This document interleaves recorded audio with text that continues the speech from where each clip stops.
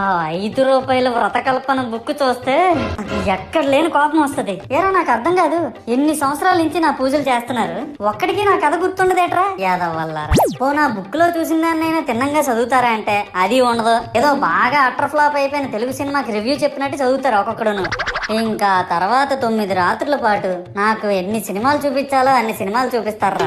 ఇందులో funny part ఏంటంటే నేను ఎన్ని బ్యాచ్లను చూస్తాను తెలుసా. ప్రతి వీధి పందిరి దగ్గరికి తిరుగుతూ నా విగ్రహాలకు రివ్యూ ఇచ్చే బ్యాచ్ ఒకటి, ప్రసాదాల కోసం ప్రతి పందిరి దగ్గరికి తిరిగే బ్యాచ్ ఇంకొకటి, ఇంకా దరిద్రం ఏంటంటే నాకు కొట్టిన కొబ్బరికాయలు ఏమైనా మిగిలిపోయేమో వాటిని తీసుకెళ్లి పచ్చడి చేసుకుందాం అనే బ్యాచ్ ఒకటి. ఇవన్నీ చూస్తూ 9 రాత్రులు గడిపాక సరేలే సాయంత్రం అనిపిస్తారులే అని కాలు మీద కాలు వేసుకొని కూర్చుంటే అప్పుడు మొదలవుతాదిరా నా నిమజ్జనం వ్యాన్ ముందు 90 వేసి నాగిని డాన్స్ చేస్తారు. అంటే నాకు అర్థం కాదు, 9 రోజులు వాళ్ళతో కలిసి ఉన్నానని నన్ను కూడా వాళ్ళ ఫ్రెండ్ లా ట్రీట్ చేస్తారా ఏంటి.